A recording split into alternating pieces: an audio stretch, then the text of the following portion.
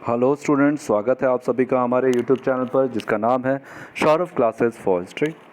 आज मैं BA semester 3 के पेपर CC5 विषय से आज rise of modern west part 1 इस पेपर से एक महत्वपूर्ण विषय लेकर उपस्थित हुआ हूँ। आज जो हमारे अध्ययन का विषय है वह है फ्रांस में राज्यतंत्र का विकास। तो चलिए बिना समय गंवाए हम इसमें विषय को प्रारंभ करते हैं। फ्रांस का विकास इंग्लैंड से भिन्न तरीके से हुआ था। फ्रांस की भौगोलिक स्थिति ऐसी है कि इस पर आसानी से आक्रमण नहीं हो सके, क्योंकि यह चारों ओर से समुद्र द्वारा उस तरह सुरक्षित नहीं जैसे इंग्लैंड। शक्ति और अधिकार एक व्यक्ति को सौंपे गए थे, न कि पार्लियामेंट को, क्योंकि इससे शक्तिशाली राजा आपातकाल में तत्काल कार्यवाही कर सकता था।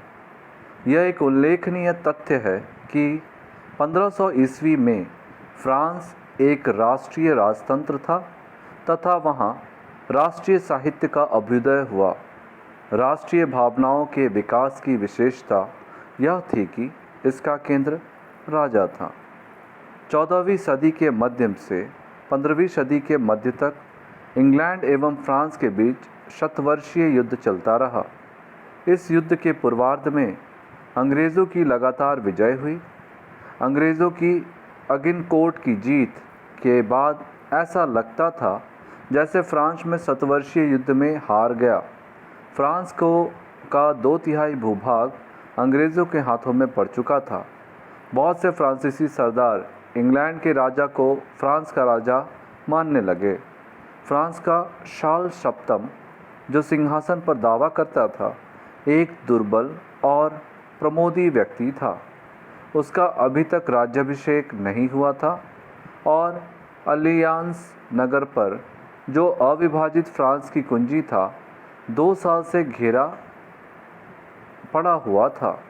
किंतु एकाएक इस अंधियारे दृश्य में प्रकाश की एक चमक प्रकट हुई।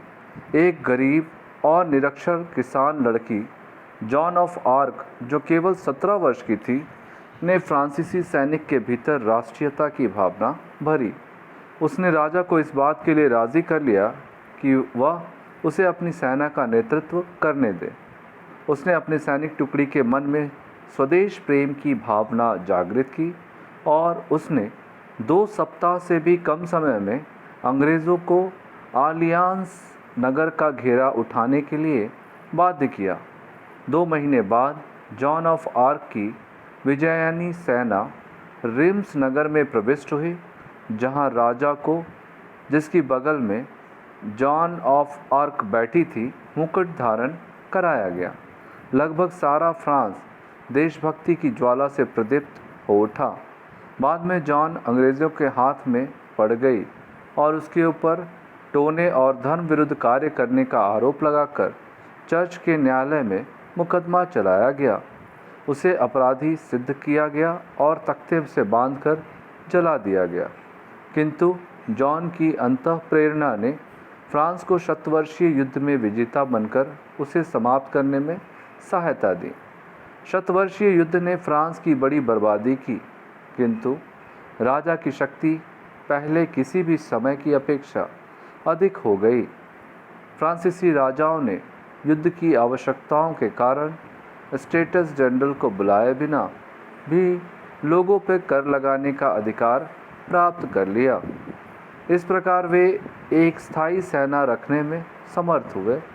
अब राजा के अलावा किसी दूसरे को सेना खड़ी करने और उसे बनाए रखने का अधिकार नहीं था। एक नियमित सेना और उसके निर्वाह के लिए उचित धन के द्वारा फ्रांस के राजा असीम शक्तिवता के रास्ते पर अग्रसर थे। निरंकुश राजसत्ता की स्थापना को अधिक सुदृढ़ आधार प्रदान किया लुई 11वें ने। उसके शासनकाल में फ्रांस का इतना तीव्र गति से एकीकरण व राष्ट्रीयकरण हुआ कि उसे फ्रांसीसी राष्ट्र निर्माता की उपाधि प्रदान की गई। व्यापार एवं वाणिज्य की उन्नति और देश में शांति एवं व्यवस्था की स्थापना के उद्देश्य से सर्वसाधारण जनता, विशेषकर मध्यम वर्ग ने सामंतों के विरुद्ध राजतंत्र का समर्थन किया। अतः लुई ने व्यवहारिक बुद्धि कुशलता तथा सफल कूटनीति द्वारा सामंतों की शक्तियों एवं जागीरों को छीन लिया। साथ ही उसने सामंती न्यायालयों को समाप्त कर राजकीय न्यायालयों की प्रभुसत्ता कायम की। उसने चर्च पर भी अंकुश लगाया। लुई ने कई ऐसे कदम उठाए जिससे फ्रांस शक्तिशाली बना। इन कदमों में उद्योग धंधों के विकास हेतु संरक्षण प्रदान करना, जहाज़ों का निर्माण, बंदरगाहों को विकसित करना, समस्त राज्य में एक सी मुद्रा, नापतौल, कानून इत्यादि व्यवस्थाएं शामिल थी।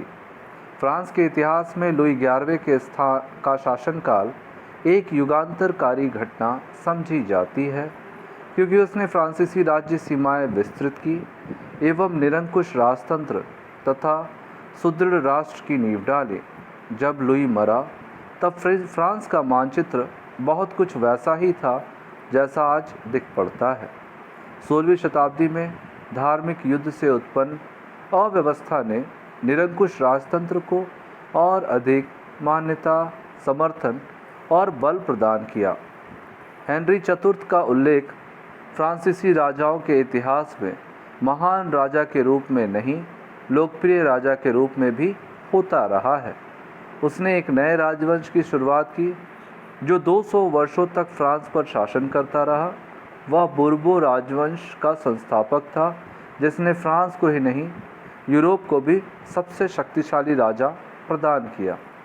उसके सबसे महत्वपूर्ण कार्यों में एक था राजाओं की शक्ति और प्रभुता को पुनः स्थापित करना, जिसे गृह एवं धर्म युद्धों के कारण बहुत क्षति उठानी पड़ी थी।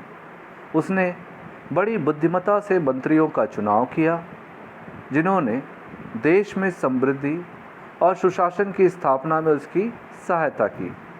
हेनरी चतुर्थ की मृत्यु के बाद उसका 9 वर्षीय पुत्र लुई 13वां शासक बना। राजमाता मेरी द मेडिसी संरक्षिका नियुक्त की गई। उसने स्टेटस जनरल के अधिवेशन को 1614 ईस्वी में भंग कर दिया, जिससे राज्य की आर्थिक समस्या के समाधान के लिए बुलाया गया था। इसके बाद स्टेटस जनरल का कोई अधिवेशन फ्रांसीसी क्रांति तक नहीं बुलाया गया।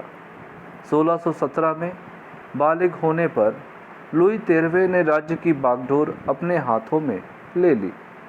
लुई 13वें में प्रशासकीय क्षमता एवं योग्यता का अभाव था, किंतु सौभाग्य से उसे कार्डिनल रिशलू नामक एक असाधारण व्यक्ति की अमूल्य सेवाएं प्राप्त हुई, जिसे उसने 1624 में प्रधानमंत्री बनाया।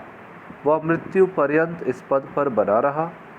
योग्य और ओजस्वी रिशलू ने अपनी सरकार के संबंध में 2 लक्ष्य थे: राजा को फ्रांस का संप्रभु बनाना और फ्रांस को यूरोप में सर्वश्रेष्ठ बनाना। उस समय फ्रांस में 2 वर्ग ऐसे थे जिनसे राजा की शक्ति को खतरा था। इनमें से एक था सामंत वर्ग। कुछ सामंतों के पास काफ़ी शक्ति थी तथा वे सुदृढ़ गढ़ियों यानी किलों में रहते थे, जहां वे सरकार के विरुद्ध तमाम तरह की चालबाजियां करते थे।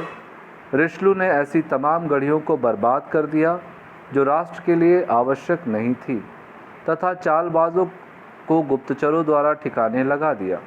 राजा की शक्ति का विरोध करने वाला दूसरा वर्ग कैल्विनवादी प्रोटेस्टेंटों का था, जिन्होंने ह्यूगनॉट कहा जाता था। रिशलू ने ह्यूगनॉटों को दबा दिया। रिशलू ने स्टेटस जनरल की बैठक बुलाने से इनकार कर दिया। इस बात से राजा मनमाना काम करने को स्वतंत्र हो गया। राजा कानून बनाने और उन्हें लागू करने लगा। वह कर लगाने लगा और उन्हें खर्च करने लगा। इस तरह रिशलू निरंकुश राजतंत्र का प्रमुख निर्माता था। रिशलू ने फ्रांस को यूरोप में श्रेष्ठ बनाने के लिए शक्ति को बढ़ाया।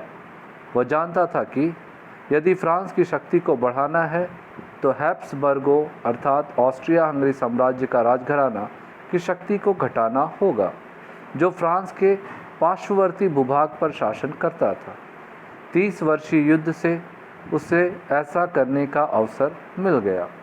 यद्यपि रिशलू 30 वर्षीय युद्ध की समाप्ति को ना देख सका, किंतु उसकी मृत्यु के पूर्व ही इस युद्ध के निर्णय फ्रांस के अनुकूल होना आरंभ हो गया था।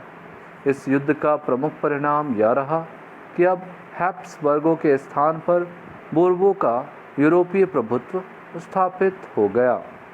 रिशलू की मृत्यु के बाद अगले राजा लुई 14वां की अल्पवयस्कता के समय कार्डिनल मेजारिन ने 1661 तक फ्रांस का कार्यभार संभाला। उसने रिशलू की नीतियों को जारी रखा और जन विरोध के बावजूद लुई के निरंकुश राजतंत्र को दृढ़ किया। उसने विरोध को दबा दिया तथा राजनीतिक एवं वित्तीय मामलों में न्यायिक संस्था पार्लिमा के हस्तक्षेप का अधिकार छीन लिया। इस तरह राजतंत्र शक्तिशाली हो गया। रिशलू एवं मेजारिन के कार्यों ने ही लुई 14वां के निरंकुश राजतंत्र को संभव बनाया। लुई 16वां के समय फ्रांसीसी क्रांति ने फ्रांस में निरंकुशता का अंत किया, अस्तु जब तक फ्रांस एक शक्तिशाली राज्य बन चुका था। इस प्रकार से हमारा यह विषय यहीं समाप्त होता है। धन्यवाद।